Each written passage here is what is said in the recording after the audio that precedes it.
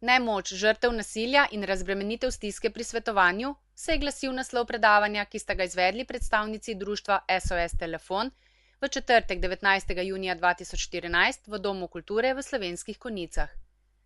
Dalida Horvat kot vodja programov društva SOS Telefon in Maja Plas, predsednica društva SOS Telefon, sta na povabilo društva Vizija Slovenske Konjice izvedli predavanje na temo nasilja in težave povezane s tem.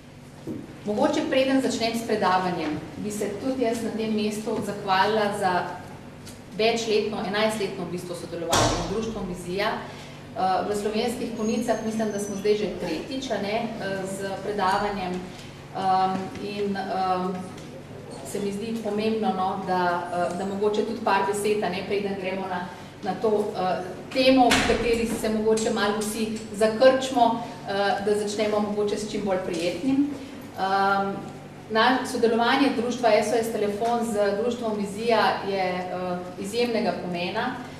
Mislim, da je tudi to naše sodelovanje pripeljalo do tega, da smo mi pred nekaj leti tudi odprli, kot je bilo že omenjeno, varno hišo, ki je namenjena tudi gibalno oviranim žrtvam nasilja in da je to res velika pridobitev v slovenskem prostoru.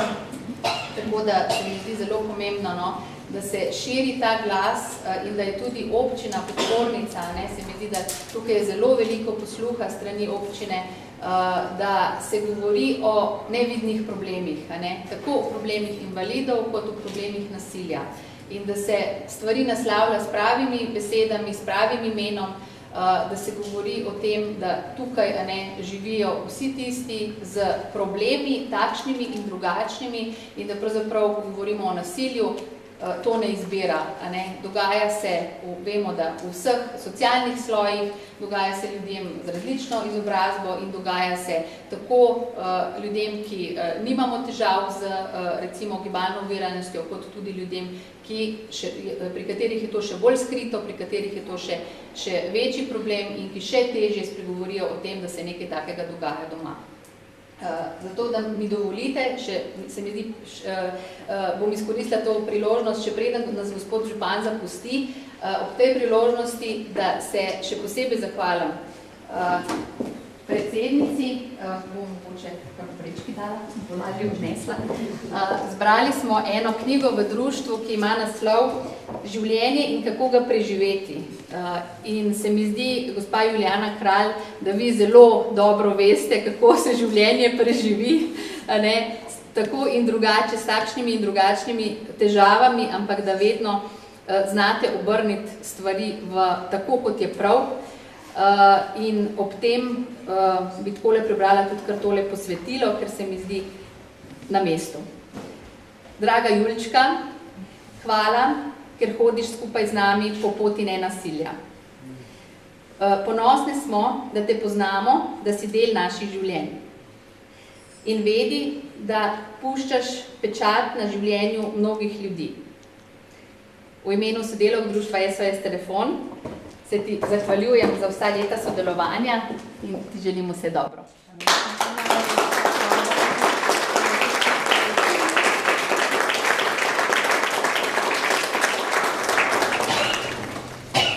Spoštovani gospe in gospodje, lepo pozdravljeni na današnjem druženju, ki ima poseben status, poseben pomen v okviru praznovanja občinskega praznika oziroma v okviru tako imenovanih konjiških dni.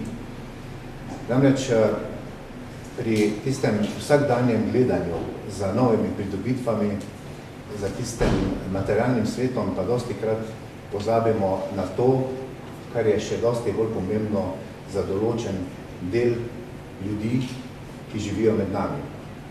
In jaz sem izjemno vesel, da se že kar nekaj let pogovarjamo o težavah, ki jih imate, ki jih imajo ljudje s posebnimi potrebami, kajti pred nekaj desetletji se o tem sploh pogovarjali, mislim.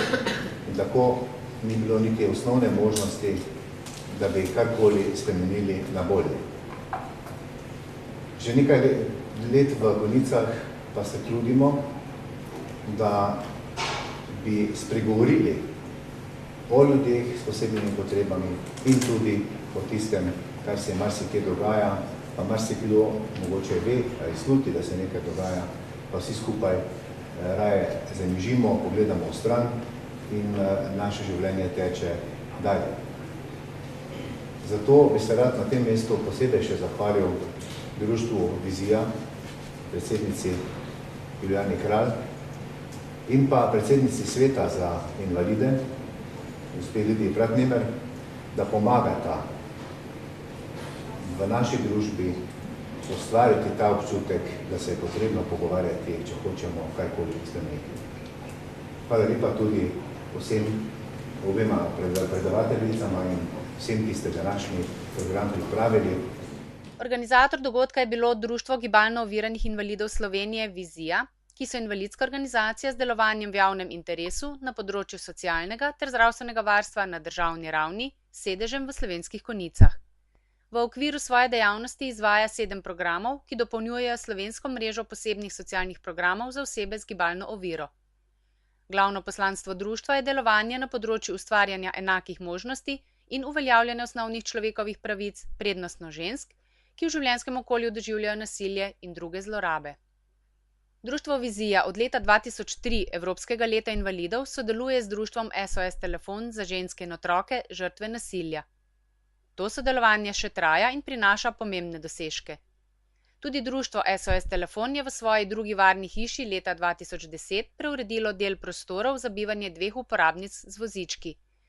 Tako oba društva zagotavljata bivanje za 7 uporabnic z vozički žrtev nasilja, medtem ko so ostale varne hiše v Sloveniji nedostopne za invalidne osebe na vozičkih.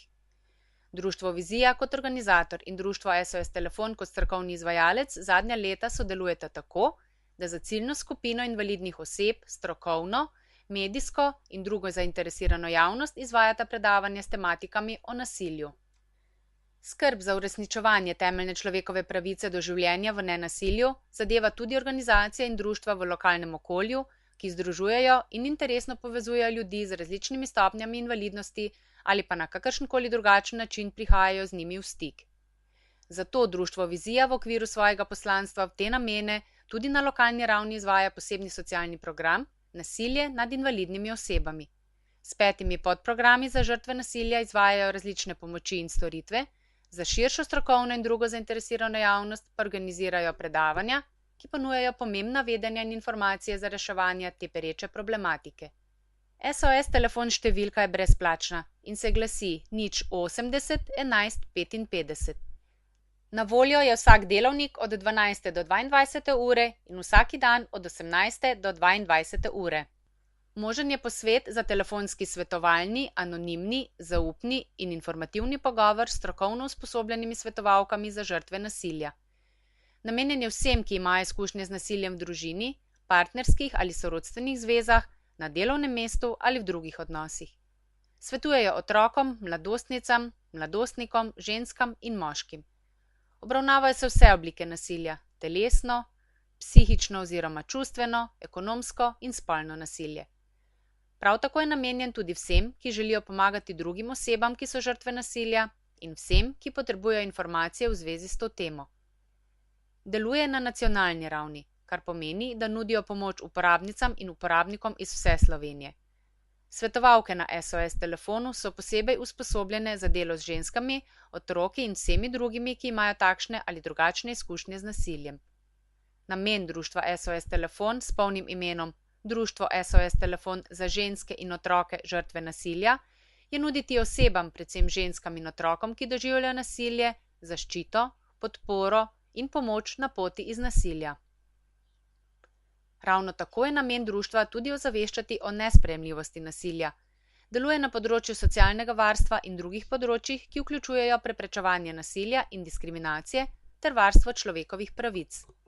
Strokovna izhodišča in kriteriji za uspešno delovanje so solidarnost in podpora žensk ženskam, razvijanje strokovnega prostovoljnega dela, nasilje nad ženskami, čeprav do njega večinoma prihaja v družini in tudi v drugih medosebnih odnosih, ni osebni, temveč družbeni problem, ki korenini v neenaki porazdelitvi moči med spoloma. Dolžnost vseh je preprečevati nasilje in delovati v smeri povečevanja varnosti žrtev. Za nasilje je vedno odgovorna izključno oseba, ki nasilje povzroča. Nasilje je naučeno vedenje, nasilni čustveni odziv in vedenje izberemo. Vsakdo se lahko nauči nenasilne komunikacije. Po končani izčrpni predstavitvi je sledilo odprtje razstave Željka Vertelja, slikarja, ki svoje umetnine ustvarja slikanim z usti. Za krajši kulturni program pa sta poskrbeli še Nina Furman in Amalija Ana Skok v duetu violin, sicer učenki Glasbene šole Slovenske Konjice. Zaigrali sta venček slovenskih narodnih. Pozdravljeni, ljubitelji lepe umetnosti. Društvo likovnikov in fotografov danes predstavljamo v naši mali avli slikarja, ki prihaja izpod mogočnega Kočevskega roga. Tako močan, kot je torej gozdovi Kočevskega roga, tako močan je tudi Željko, pa ne fizično, vendar zelo, zelo močan v svojih izrazih, v svojih likovnih delih, ki bomo malo kasneje pogledali skupaj. In zato mu iskreno čestitam za vse tisto, kar je doživel v prejšnjem življenju, bi lahko rekla. Takrat, ko je bil gozdar, ko je skrbel za gozdove v Kočevju, takrat se mu je zgodila neljuba nesreča, ko pač jo pravzaprav ni pričakoval, in takrat je potem po rehabilitaciji iskal, kam bi usmeril svojo energijo. Poiskal je, ker je ugotovil, da lahko tudi namesto rok uporablja druge, se pravi usta. Kajti Željko drži čopič ali vse slikarske pripomočke z usti. Videl dobro nadomestek. Videli boste, da je izredno sposoben, izredno spreten, in to se odraža tudi v njegovih delih. Dr. Cene Avguštin, umetnostni kritik in literarni zgodovinar, oziroma umetnostni zgodovinar, žal ga ni več med nami, je slikovito in zelo, zelo lepo opisal njegova dela, likovna dela, njegovo izrazoslovje, pravzaprav likovno izrazoslovje. Vendar, nič zato, če teh del trenutno ne boste videli na razstavi, kajte to so običajno, kar je on ocenil, so bila samo zimska pokrajina, danes pa se bomo priselili v zelenilo kočevskih gozdov. Dragi prijatelji, kaj posebej vam Željka ni potrebno predstavljati. Ko boste zagledali njegove slike, boste videli vse.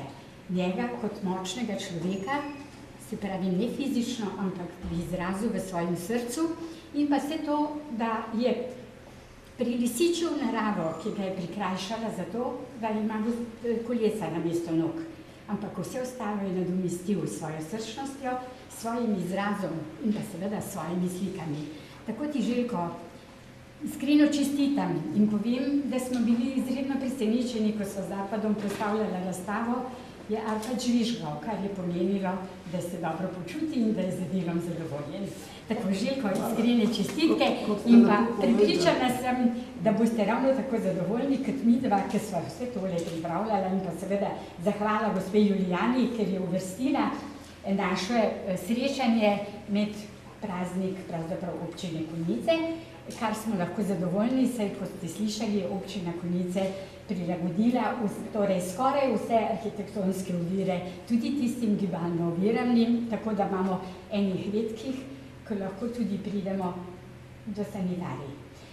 Hvala in prosim, če mi sledite, to se pravi, gospa predsednica, njene predsednica in pa seveda Željko, vas popeljemo na razstavo in pa seveda Arpada poprosimo, da bo šel zdravim. Doživeli pa boste tudi tisto mehno presenečenje. Prosim, lepo.